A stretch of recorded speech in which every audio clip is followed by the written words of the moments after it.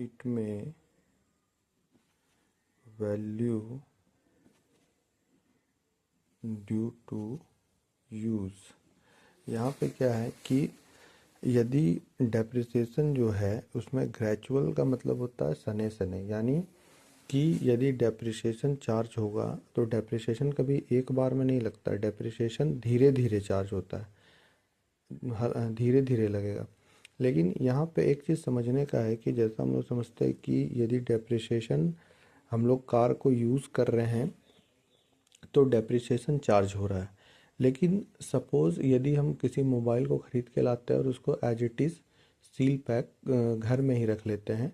तो उसमें क्या है कि जब भी यदि वो 10,000 का फ़ोन है तो हम 1 साल बाद यदि उसको बेचने के लिए जाएंगे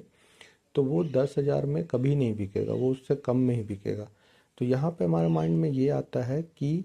यदि हम उस मोबाइल का यूज़ ही नहीं किए तो फिर भी वो क्यों बिक रहा है, यहाँ क्यों कम में बिक रहा है, उतना ही रेट में क्यों नहीं बिक रहा है। तो यहाँ पे लेकिन यहाँ पे ये सोचने वाला बात है कि यदि वही मोबाइल 1 साल से किसी शॉप में रहता है तो वो उसी रेट में बिकता है, लेकिन एक इंडिविजुअल आदमी उसको ले लेता है या कोई कंपनी किसी चीज़ को ख़रीद लेती है जो उसका यूज़ कर रही है तो वो उतना में नहीं बिकता है। तो यहाँ पे सोचने वाली चीज़ क्या है कि जब भी हम उस एसेट का बिजनेस करते हैं, यानी यदि मोबाइल शॉप है मोबाइल का बिजनेस करता है या कार का शॉप है शोरूम है वो कार का बिजनेस करता है, तो उसमें क्या है कि वो उसका स्टॉक है ना कि वो उसका एसेट है, वो उसको यूज़ नहीं करता है, वो उसको बेचने के लिए रखता है, इसलिए उस पर कभी डेप्रिसिएशन चार्ज नहीं होता है। डेप्रिसिएशन हमेशा एसेट पे चार्ज होता है, और जैसे ही वो आदमी उसको ख़रीदता है या कंपनी ख़रीदता है तो वहाँ पे ये भी माना जाता है कि वो उसका यूज़ हो या ना हो, लेकिन समय बीतने के पश्चात उस चीज़ के जो भी कार है मोबाइल है उसके वैल्यू में कमी आती है। 1 साल बीतने के बाद 2 साल बीतने के बाद उसके वैल्यू में कमी आती है, इसलिए वहाँ पे डेप्रिसिएशन चार्ज होता है। अब यहाँ पे एक और चीज़ है कि डेप्रिसिएशन को हम एंट्री कैसे करेंगे। एक्चुअली में डेप्रिसिएशन का एक चैप्टर है,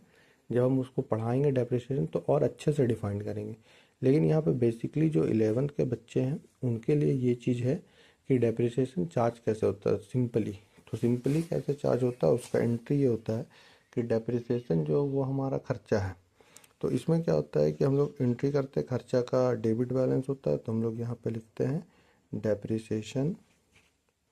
account debit to cash account. Simply हम ये सिंपल एंट्री कर दी। और बीइंग हमेशा ये बात ध्यान रखिएगा कि आप लोग कभी भी एग्ज़ाम लिखें या